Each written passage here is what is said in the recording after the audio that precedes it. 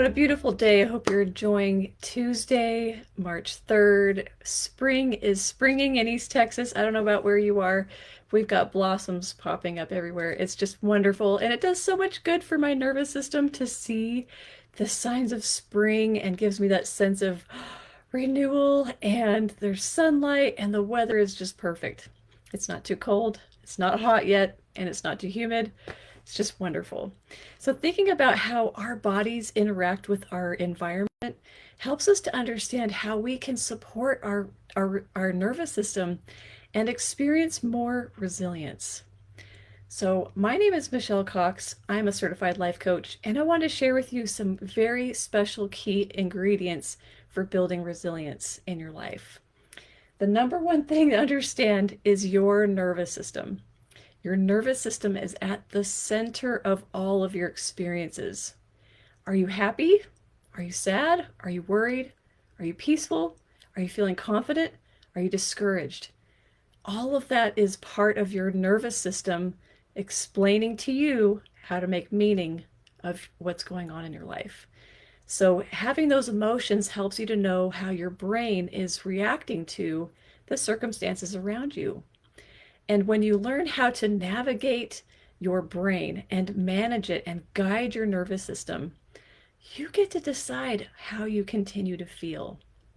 Now, a lot of these emotions are just going to be instinctive. It's going to be a reaction, a very quick flip of a switch, and we can't always control that part. But the great thing that we can learn is that we can decide how we're going to continue. Do I want to stay in this state of fear and anxiety and worry and resentment?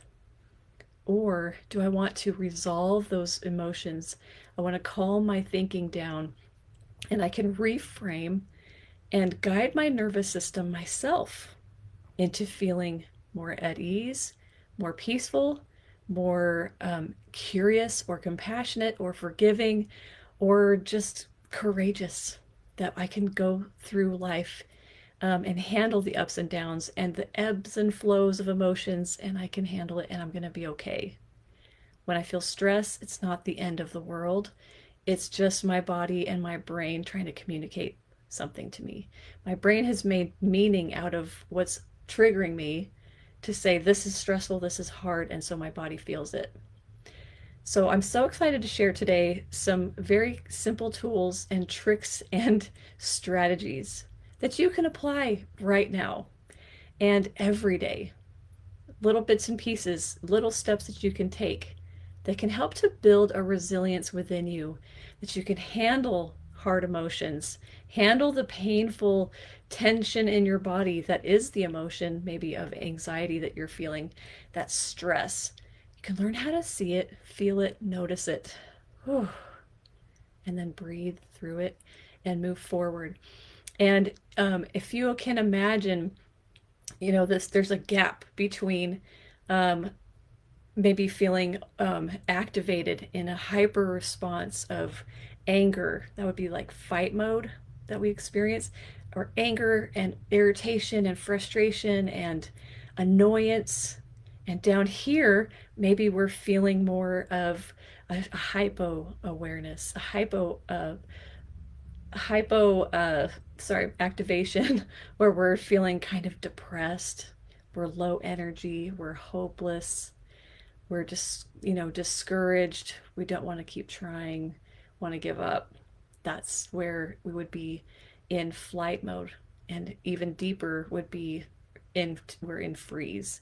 And so we've got this window, this kind of a gap between um, being anxious and like high energy up here that's painful, and the low energy down here that stops us and slows us down. And in between there is what we could call resilience. And the narrower our zone of resilience is, the more easily we go up into fight mode or down into flight mode and into freeze.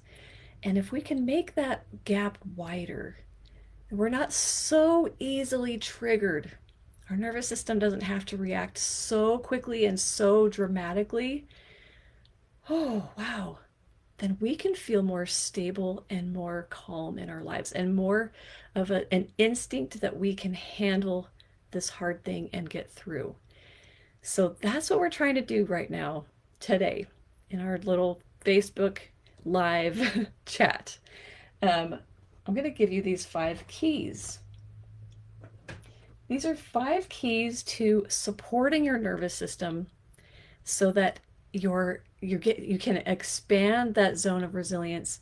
And when something happens, you're not so immediately flipped into either fight mode, being angry, or into flight mode and just wanting to shut down or avoid or get away from something. But you feel like you can face it head on. There's a pretty fun analogy that you might like. So, a cow and a buffalo, when they are facing a storm is coming, there's an impending storm, a cow and a buffalo are going to handle it differently. The cow is going to turn around and try to run away from the storm. The storm's going to catch up anyway. The buffalo, though, will turn around and face that storm and just be ready for it and hunker down and dig down and be ready for it to come and then be strong and sturdy through the storm. And so that's what we're talking about today. Building a resilience that helps you to face something that's challenging and be resolute about it.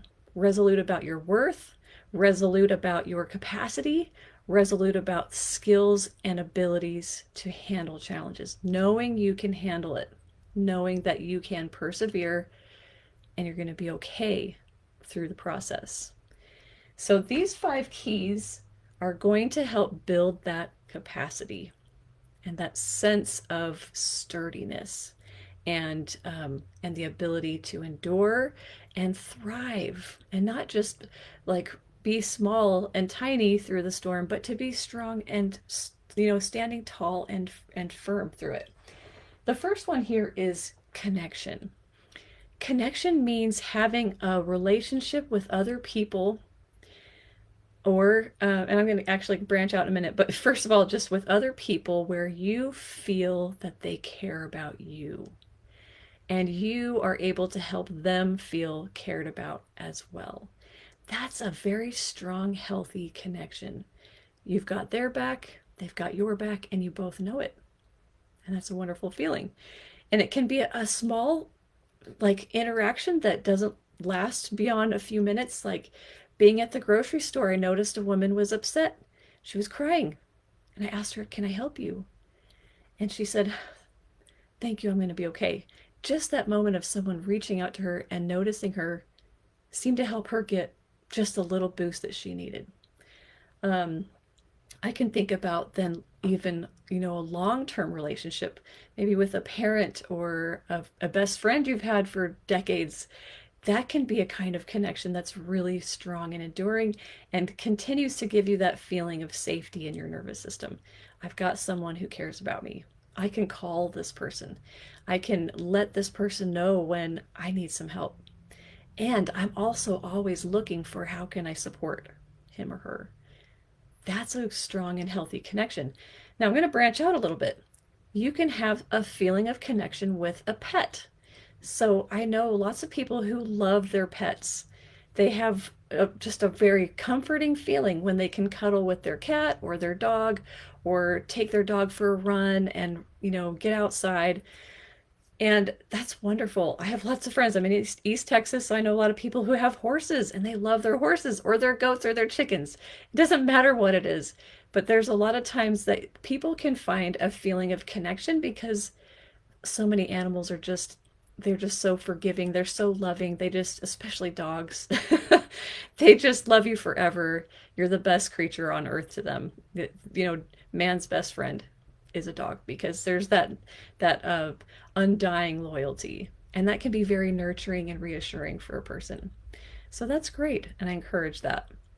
The other part of connection, though, that I really want you to think about is your relationship with yourself. Do you feel like you have connection with yourself?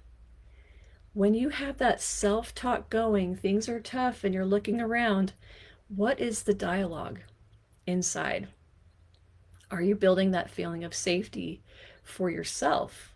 Are you giving yourself permission to acknowledge this is hard, but you still then talk to yourself and say, but we're gonna be okay. I'm gonna I'm gonna be resourceful. I'm gonna be a problem solver. I'm gonna be creative. I'm gonna look for ways to get through. I know who I can call for help. I can do some research about this. And you talk to yourself and give yourself that reassurance that, okay, this is challenging, but I'm gonna find a way through. So often when we have experienced some sort of like a deep tragedy or some really painful trauma, we feel it in our bodies. And I think a lot of times people want to run away from their body. They don't want to feel it. They don't want to feel that pain. They don't want to remember that experience. And your body can get tight. You can, feel the fear, the terror, whatever it was. And so we can get really disconnected from our body because our body seems to be the source of the pain, these memories. But what I'm offering today is for you to think about your body as the way to find relief and freedom, and not through numbing out with substances, with addictive behaviors. That's still not being in touch with your body and being in a attunement with your body. You're not in connection. So when you are able to see the past and set it aside, this is the past and right now is different. Right now I'm safe. Right now I am strong. Right now I'm creating a life for myself. Right now I'm moving forward. I have come very far from that experience. And you're able to notice the feelings that start to come up, but you use your tools, you use strategies to help to reclaim your peace. Notice where you feel that tension and that stress and that fear. Breathe. Breathe slowly and out, speaking loving affirmations that you're strong, you're safe, you're capable, you're loved, you're lovable, you're precious. Your body will begin to feel that pain of the past ebb away. You'll be able to feel better in touch with yourself, with your body. Your body becomes the answer and the solution instead of the enemy. Your body is a precious gift and a precious vessel for your soul and for who you are and your infinite worth. So becoming connected to your body helps you to honor yourself and use this body that is full of the building blocks of your own self-belief. It's all right here. We don't get our self-love from anything else. It comes from in here. It comes from thinking it and allowing your body to be at peace. So some of these other keys that I'm going to share today can really help to support that, to help create that feeling of peace in your body so that you can heal from the past and you can move forward and you can be a light to other people. This world is always going to have trouble. There will always be other people who are suffering. When you are able to be connected with yourself and have that peace and that love and that respect for yourself, you can then help others to feel cared about. You'll then be able to better respond to the needs of people around you and help them to be lifted and strengthened because they need you. You have experience that can give you wisdom and give you compassion and empathy. It's powerful. So take the past as a way to transform yourself into a beacon of light for other people. So the second thing on here is movement. Movement just means literally moving your body. The more sedentary we are, the less our nervous system is able to just dredge up the yucky feelings, maybe some tension and the cortisol, things that start to get kind of stuck and stored in our bodies. And the more we move, the more things can flush out and be released and be let go of. So walking, jogging, playing a sport, playing pickleball, going to a beautiful place where you can observe nature. You can watch the squirrels running. You can see the birds flying and singing in the trees. You can see the ripples of water the light reflecting on the leaves and the flowers, things like that are going to help bring a feeling of wonder and awe and safety in your body. And moving within that setting is very, very healing and very strengthening for your nervous system, and to help widen that zone of resilience so that you're not so easily triggered and upset. So, scheduling it can be really hard. I totally understand being a working adult with children can make it very difficult. But I want to offer this. If you believe it's important, if you believe it's as important as eating food, using the toilet, brushing your teeth, or taking a shower, or getting dressed, you will make it happen.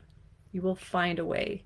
You'll see the things that you can cut out in your daily routine to make that room possible, that space in your calendar where you could have a 20 to 30 minute, even though that doesn't sound very long, that's kind of brief, but at 20 to 30-minute window that can be your personal nervous system movement time that you need. And so taking that time, it's going to be worth it. It seems impossible at first, but I promise that once you start scheduling it, maintaining and that importance, I've got to get movement in my body so that my nervous system can be resilient, and see how you feel differently. You'll feel so much better that you'll want it more and more. And you'll carve out that time and put boundaries and protect it and say, this is my special time so that I can get some movement and help support my mental health and my physical well-being. I need it. I deserve it. So, connection to yourself, I am worthy of feeling well and having good health. So, I am worthy and deserving of having time for exercise, for movement. You can dance in your kitchen. You can do whatever you want. Find whatever is going to work for you. There are millions and millions of videos on YouTube that can give you a home workout if a gym membership isn't possible. And just stepping outside, finding a trail or a park nearby that you can walk around. If you don't feel safe, again, look for someone else who can maybe go with you, have that connection with someone else. You can hit a number of these things all at once. And the home workout is wonderful. I do that. And I can recommend the YouTube channel called HasFit, HASFIT. And I use their videos probably 3 times a week. I do a home workout with dumbbells. It works great. I love it. It's been helping me to regain strength in my joints that were aching, and it's just been wonderful for me. So the more that we find that we can take care of ourselves, we give that priority, we feel valued, and we feel cared about, and we can offer that to ourselves. We really need to do that. That's really important. So the third thing is nutrition. Now, there's a million videos also about nutrition on the internet. So if you need some help, you can also look for a person who's specialized in nutrition, who can help guide you to create a plan that would be the best for your body and your nervous system, and help your digestive system to function properly and to feel better, to have more energy.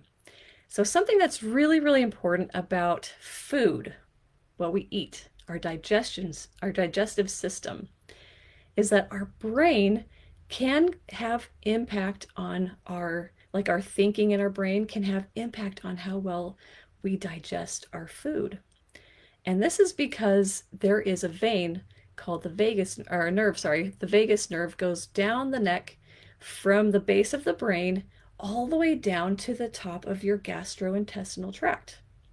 So if my brain is triggered by something that I think is stressful, I think, oh, this is a threat to me. This situation at work is really overwhelming, and I can't get it done, and I don't know how to do this, and people don't trust me, and I start to have that kind of thinking. My brain is going to trigger that threat response, right?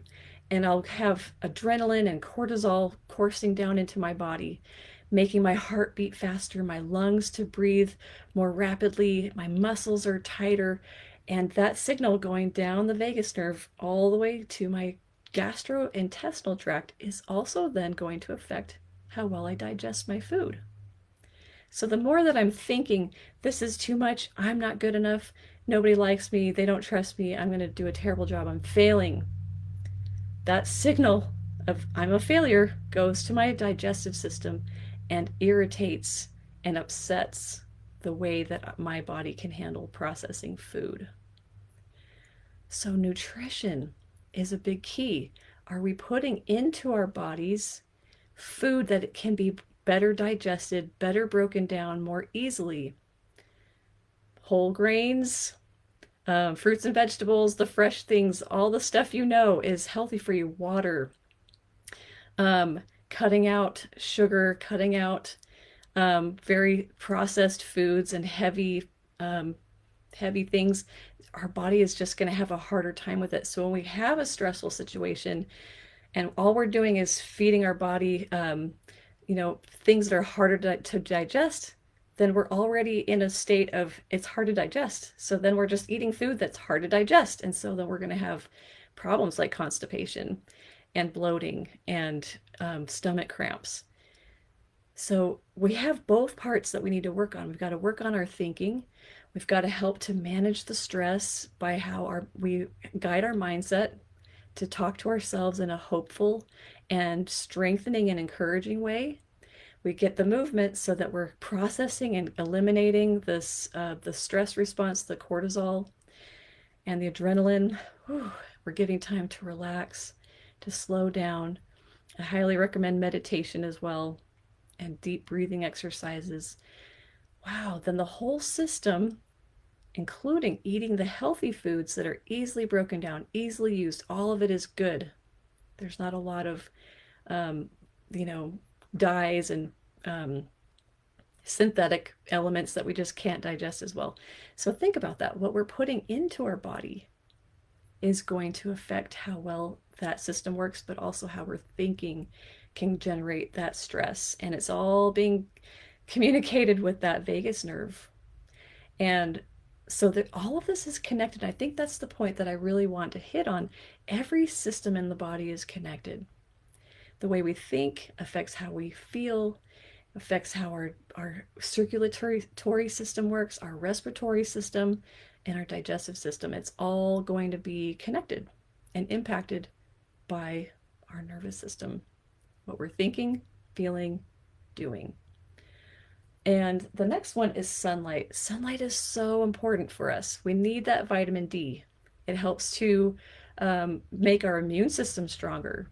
We're able to fight off illness better. And see how that's connected. If I'm moving and I'm eating well and I have good connection, I'm not feeling isolated and lonely, my immune system is going to thrive and do much better and handle the cold season and not get so easily bombarded and affected by the germs, the bacteria and viruses that are around me. Sunlight, as we know, creates that vitamin D, which is antiviral. So I think that's really, really important to see. That's going to help support our physical health and just the overall flow and hum of our nervous system. It's not under attack, having to fight and respond to virus and bacteria.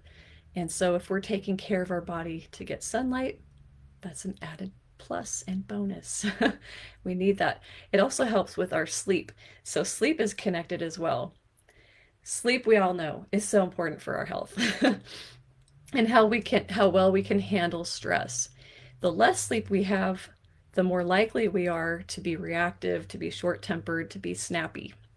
And so if we want to have that resilience in not being so easily triggered and kind of caught off guard or to just be easily affected by how our children are behaving or getting a red light, just the little things, we don't want to be so easily reactive to that. And so all these things are going to play into it. Sleep is so, so important for that. So the more we can get the rest that we need, then the better we are at keeping this part of the brain on, which is the part of the brain that says, looks at things in more of an objective way and can reason and can make sense of things and help us to stay reasonable and calm and keep that logic going. Whereas when this is asleep, then we're very reactive and emotional. So the poorer our sleep is, the worse our sleep habits, the less likely this part of the brain is able to be alert and driving you and your decision making. Oh, but I feel you. If you are a young mom with babies and toddlers, that's not easy to do. And so, looking for ways to rest when the kids are resting, or to have quiet time together, or to have snuggle time where everybody's calmed down for a minute and you can read together. That's not sleep, but it is rest, and that can help restore you and then re-energize you for the next phase of the day until the next nap time or bedtime. So sleep also is really important because it helps with our brain health.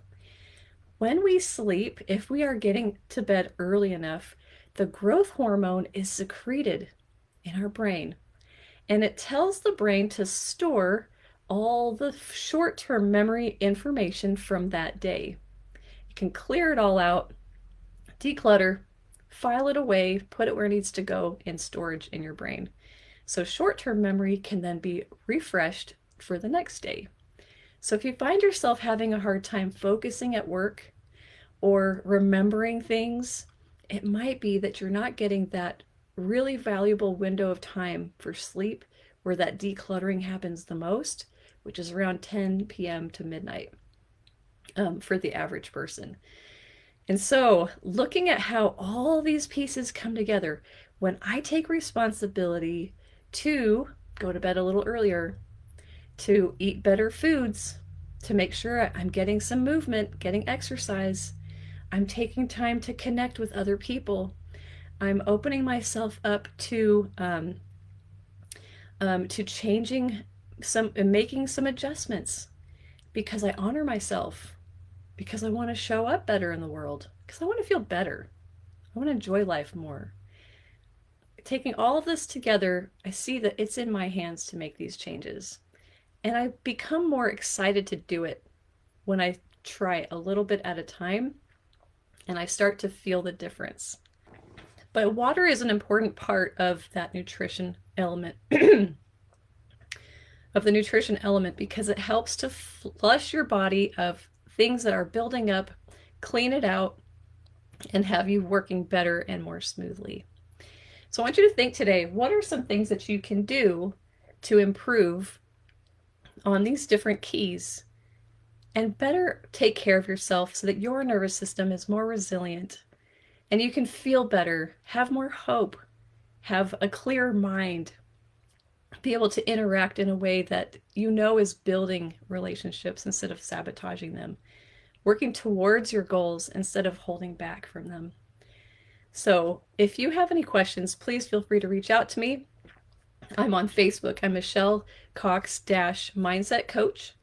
And you can also email me at michellecox.mindset@gmail.com. And I'd love to hear your questions. I'm happy to help out any way I can. So thanks for joining me. I hope to see you again next week. Thank you.